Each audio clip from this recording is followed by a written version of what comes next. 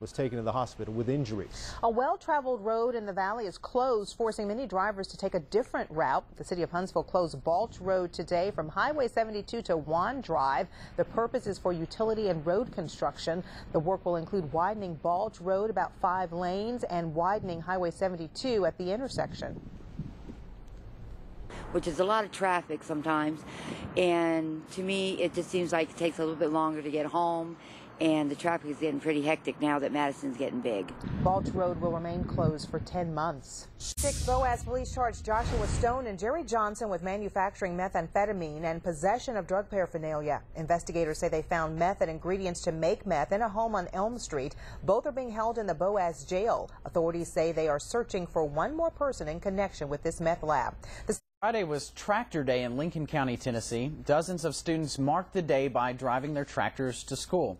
Yeah, this event is headed by the Future Farmers of America, and it's a tradition that started back in 1979. It's a tradition. It's different. It's fun. I want to show that we're proud of our farming heritage. It's National FFA Week, and this is rounding it off. And we all drove our tractors today, and it's kind of like a tradition. We all want to drive. This is a 1937 Alice Chandler B model. So it's pretty old. It won the oldest tractor this morning. Yeah, it's pretty difficult to get started if you don't know how. There's more tractors out here, you know, it's just a big thing for our school. I don't know of many other schools that do it. We have everything from John Deere's, Alice Chandler's, Kubota's. We have a little bit of everything. We have different categories. I know we have oldest and newest, least horsepower, most horsepower, and longest drive. We left about 5:30 and got here around 6:15. I woke up about 5 o'clock. I actually had tractors passing me. It was going so slow, but people around here, like, they knew it was tractor day. We're really happy to be able to do this. It's a pretty big honor. I actually look forward to doing this every year, even though you have to get up at 4 in the morning to drive in the cold. It's worth it. Stuff. Man is behind bars accused of stealing $2,500 in merchandise from a local man, but his car broke down after the getaway.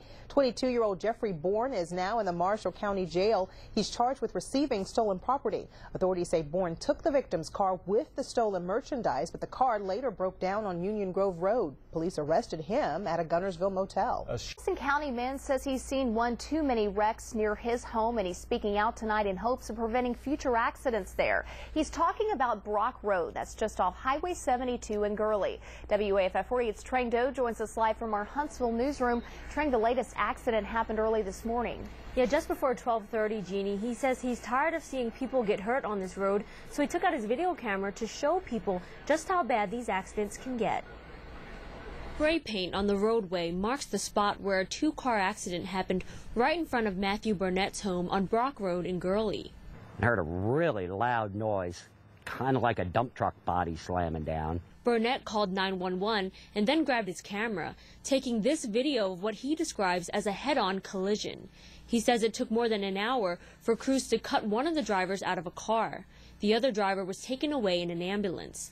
It's a scene he says he's seen many times before. I've seen more than a dozen in the 7 years that I've been in this house. So that's just too many in the same place. Burnett says the speed limit on the narrow 2-lane road is 40 miles per hour, but people often exceed it.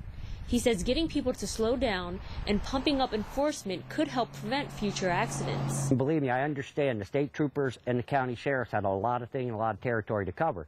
But there are certain hot spots where people always go fast. State troopers say no one was killed in the accident and that they're still investigating the cause. It shouldn't have to come to somebody getting killed in the same place where you've had a whole bunch of accidents to realize that's a problem spot.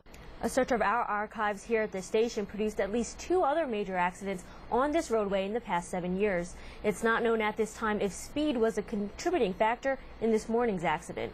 Reporting live from our Huntsville newsroom, Trang Do, WAFF 48 News. A 76-year-old It's just a week or two, we were talking about snow. Today was the day to get out, a perfect day to hop on and ride that motorcycle. It was all about the sunny skies and temperatures reaching the 70-degree mark today. At Lake Guntersville, the boat ramps filled up quickly. People got out and enjoyed being on the popular lake. And for those on the pier, they say a day of fishing sure beats a day at work. It's pretty, beautiful sun. Got the mountains and the water. Fishing, can't get no better. Sure can. You may Days in jail for 97 days of missed school. That's the sentence a Marshall County juvenile judge handed down for one mother whose child has been continues to miss school. WFF 48's Stephen McLam talked to parents about this tough truancy crackdown. I think she's in the spot she needs to be, because she ain't the parent she needs to be, not making her kids go to school. Jail is where 31-year-old Teresa Blakely is after a Marshall County juvenile court judge sent her there for not making sure her child was attending Albertville Middle School. Alabama has some of the most strict guidelines for attendance. Albertville School's attendance supervisor says excused absences are one thing, but parents are soon notified if they're not. The first time that a student has an unexcused absence, we send a letter to the parent. 3 unexcused, parents are held to a greater account with the and neighbors noticed. Yeah, he's walking up and down Trailer Park every day. That's why Henderson plans to make sure his children attend school. As long as she's under the roof, she's going to be in school. But the age guidelines may be getting even more strict. McClendon says there's already an effort to get the legislature to move the mandatory age of attending school from 17 to 18. A more than 30-year grudge has landed a Jackson County man in jail for the weekend after he was caught on video desecrating a grave. WFF 48 Stephen McLam joins us live in our Sand Mountain newsroom with this bizarre and disturbing story. Stephen? Well, Perry Lee Holder wasn't paid for an automobile he sold a man in 1978, so he thought he'd take it out on the man's grave, nearly 10 years after the man was buried. Now, Perry Lee Holder was ordered to serve 48 hours behind bars Friday after he pleaded guilty last month to desecrating a venerated object. A video from a Sheriff's Department investigation shows Holder pulling up a carpet at the Hollywood gravesite of Michael Ray Porter Sr., who died in 2000. Investigators say family members have found vases broken, pictures stolen, and flowers ripped out of vases on as many as 6 occasions in the last 4 years. Investigators say Holder told them he assaulted Porter over the car, but Porter then assaulted him with a pipe in 1985. Holder is said to have left the area for many years, but when he returned, he sought out Porter's grave. He never got over it. He held this grudge. One, he never felt he got justice, and he wanted payback. That was his words. He wanted payback. Holder may not have had to serve any jail time, but when he pleaded guilty in May, investigators say he left the courtroom before he was sentenced, and he had to be arrested again.